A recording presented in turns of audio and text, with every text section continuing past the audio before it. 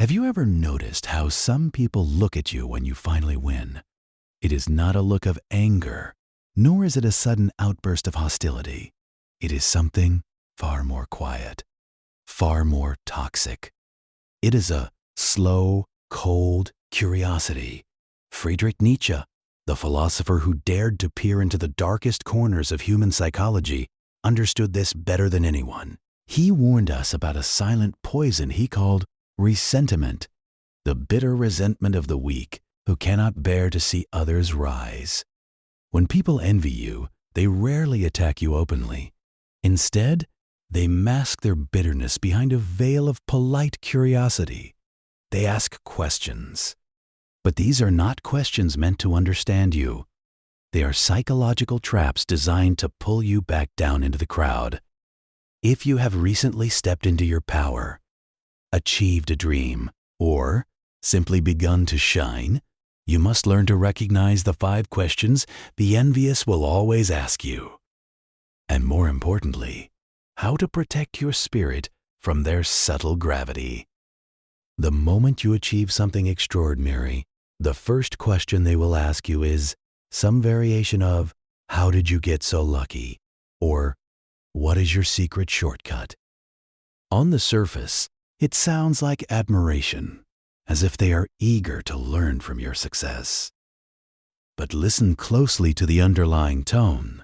By framing your achievement as a product of luck, a trick, or a sudden stroke of fortune, they are actively stripping away your agency.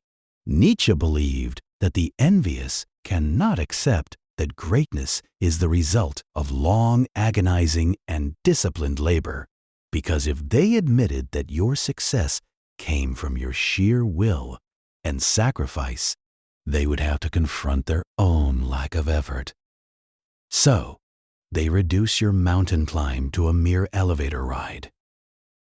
My advice to you is to never apologize for your hard work and never play down your efforts just to make them feel comfortable.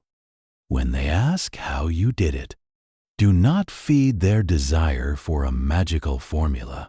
Let them know with quiet confidence that your success was paid for in currencies they cannot see: sleepless nights, relentless discipline, and a refusal to negotiate with mediocrity.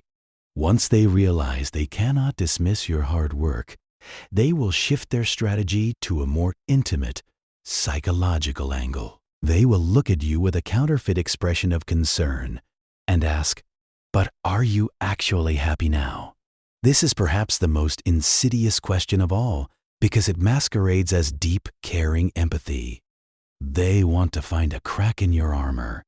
They are hoping that your success has made you lonely, stressed, or unfulfilled. Because if your outer triumph is paired with inner misery, then they can comfortably remain in their mediocrity, telling themselves that success is not worth the price. Nietzsche spoke of how the resentful mind seeks to poison the joy of the noble, trying to make the strong feel guilty for their strength. When you hear this question, realize that they are not asking about your well-being. They are searching for a vulnerability to exploit. Do not fall into the trap of complaining or trying to appear humble by listing your struggles. Own your joy. Tell them that not only are you happy, but you are also deeply energized by the challenges that come with your growth, proving that you are fully capable of carrying the weight of your own destiny. As you continue to grow, you will inevitably leave behind old habits, old environments, and old mindsets, which will prompt them to ask, "Don't you think you are changing too much?" Or perhaps they will tell you, with a sigh of disappointment, that you are not the person you used to be. This question is designed to trigger your guilt and make you feel like a traitor to your roots. The envious want you to remain static, predictable, and safely confined within the boundaries they have set for you. Nietzsche, however, viewed life as a continuous process of self-overcoming. To him, the refusal to change is a form of spiritual death. If you are the same person you were a year ago, you are not living You are merely repeating. When they accuse you of changing, do not get defensive. Embrace it. Remind yourself that change is the ultimate evidence of growth. You can gently tell them that you are indeed changing, because your goal is not to remain comfortable, but to discover the absolute limit of what you can become, even if that means walking a path where they can no longer follow. When your success becomes undeniable and too solid to ignore, the envious will attempt to dilute your ownership of it by asking, "Who actually helped you get all this?" They will start listing your mentors, your background, or your favorable circumstances, trying to find the hidden hand that supposedly did the heavy lifting for you. Of course, none of us succeed entirely alone, and gratitude is a noble virtue. But the envious do not ask this to honor your helpers.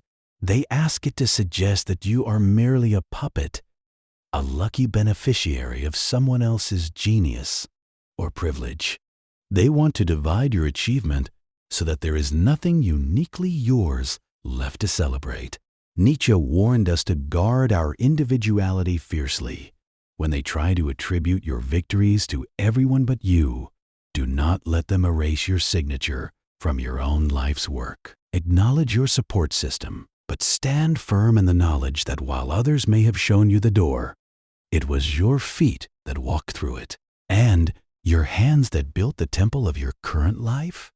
Finally, when all else fails, the envious will resort to the ultimate weapon of the powerless, projecting their own fears onto your future. They will ask, "What are you going to do when this all ends?"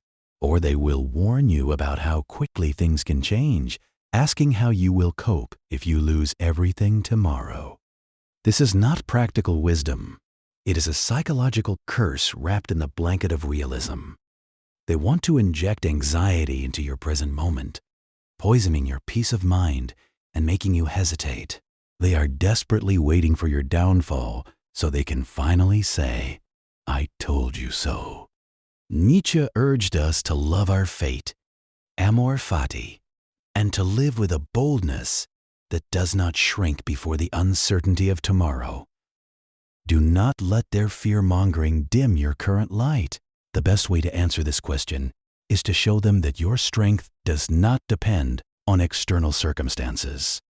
Let them know that even if the world crumbled tomorrow, the power that built your success is inside you, not around you, and you would gladly build it all over again, stronger and higher than before. Recognizing these questions is not about harboring bitterness toward those who envy you.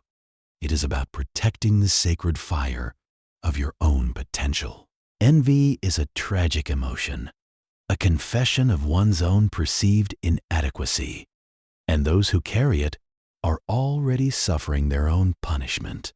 Instead of letting their subtle doubts pull you down, let their envy be the confirmation that you are moving in the right direction. Keep shining, keep overcoming, and never apologize for the space you take up in this world.